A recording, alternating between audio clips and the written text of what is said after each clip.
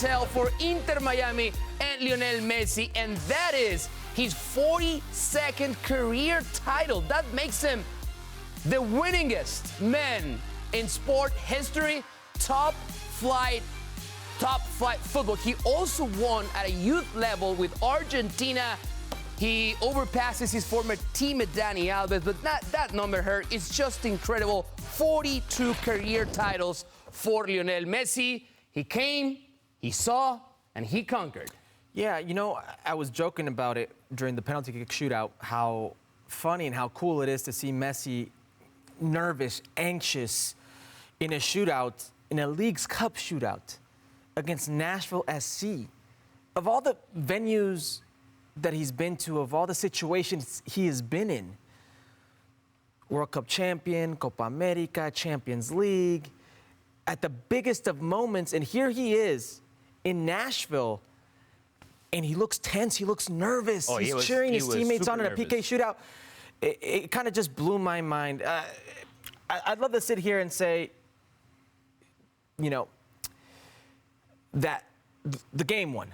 Soccer won, but sometimes it's not like that. If you're a Nashville fan, you would say, well, this should have been our moment. You know, we presented some very good football throughout the tournament. We did it the hard way. Look where we're at. Look at the road to get here. But Inter Miami, with everything they were struggling with and up against, came into this tournament and were a completely different team. Now, I say that metaphorically and I say that literally. Because if you look at who started some of these games to how they finished, the complexion was different. Every 3 days, they were announcing a different player. The first game against Cruz Azul, Messi doesn't start. Busquets doesn't start. Jordi Alba wasn't there. Diego Gomez wasn't there. Some of these players that they're integrating into the system, we've not seen yet, like Tomás Aviles or Facundo Farias, their new signing.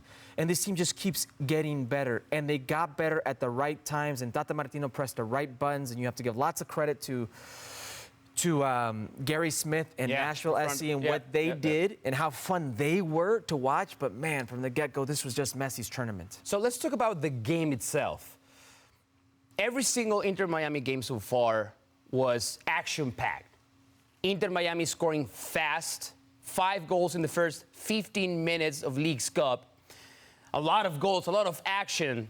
But then in the end, some exceptions, but they were really dominant all along the games. But the second half especially, even without opportunity of Messi hitting the post, it felt like it was Nashville's there to lose. Yeah. What happened in that second half? Was it that Inter Miami got exhausted, tired? But it was a really intense and dramatic game. Well, you've got to take care of your opportunities. There's an opportunity in the second half, around the 70th or so minute, where Hani Mukhtar is driving with the ball and slips Sam Surridge a ball. And sure, it's a great save by Drake Callender, but it's one that you have to put away, one that changes the game. It changes the game for good. What we saw with Monterrey in the semifinal, how they ran out of legs, and then Nashville just overtook them, is what I thought we were going to see. Or what we started experiencing in the second half with Inter Miami.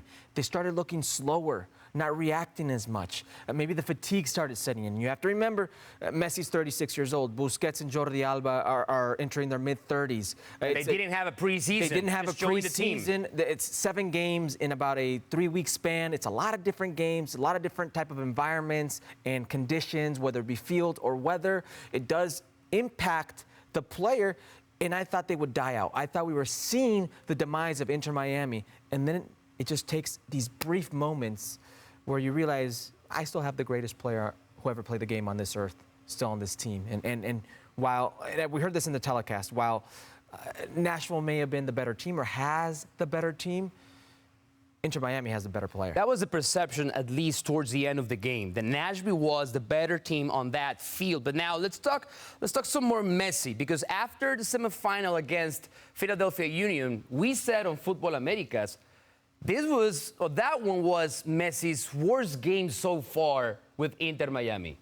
He scored, yes, but only 44 touches, and he didn't... Least impactful. Least impactful is the right way to put it. What about this game? How would you rate Messi's performance in the final? I thought it was a typical Messi performance. You know, he's you don't think he's impacting the game until he does. And when he does, it's too late to react. I mean, the goal that Messi scores, Cremaschi, like, literally got his head up and made the wrong play, and Messi was kind of like, oh. And he realizes that there's a deflection, and the ball comes to him, and it's not like it's terrible defending. Walker Zimmerman is the first one up, and they actually come to a close in a 50-50 ball that Messi wins. He didn't want to foul him, clearly. And then there's 4 other different players from Nashville that surround Messi, and Messi takes a touch, takes another touch, sees a sliver of an opening, and just bends it around where Panico can't do anything. I mean, you cannot guard this. He's straight unplayable. Anything you try to do, he sees the opening, he's going to take advantage of. He's that type of player, and that's the difference in these type of moments. Greatness defines these moments, and Messi just oozes that greatness. We also spoke about how easy, quote-unquote easy, look for Messi all along the way so far. But I think this final tells a different story, because it was indeed a very competitive final. Again, 90 minutes for Lionel Messi, 55 touches. Those 3 shots on goal led the team, again, in 90 minutes, again, against Nashville.